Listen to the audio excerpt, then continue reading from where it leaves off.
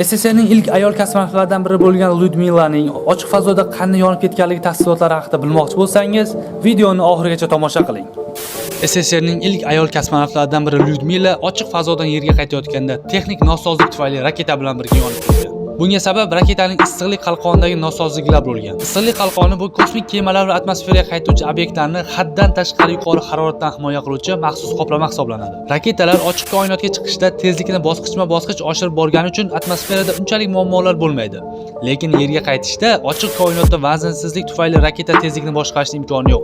Shuning uchun raketa Yerga eng yuqori tezlikda, ya'ni taxminan 25000-30000 km/soat tezlikda tushadi. Bunday tezlikda atmosferada ishqalanish kuchi sabab 1600 darajadan ortiq olovli plazma raketani o'rab oladi. Ana shu paytda raketa sirtiga qoplangan issiqlik qalqoni kerak bo'ladi. Agar yetarli miqdorda raketa sirtiga qoplansa, atmosferadan o'tib olguncha faqat issiqlik qalqonining o'zi yonib bug'ga aylanadi. Raketa esa saqlanib qolinadi. Endi Lyudmila xola o'tirgan raketada issiqlik qalqoni yetarli miqdorda qoplanmagan. Shu sababli taxminan 1600 darajali alanga ichida xola bilan birga raketa ham shamda erib oqib ketgan. Tasavvur qilishingiz uchun temir 1000 darajada olovda erib ketadi. Raketaning asosiy qismlari alyuminiydan tayyorlanadi. Alyuminiy esa 500-600 darajada erib ketadi. Mana endi sizga savol. Lyudmila xola 1600 darajali olovda qanday yongan? Javoblaringizni kommentda kutib qolaman.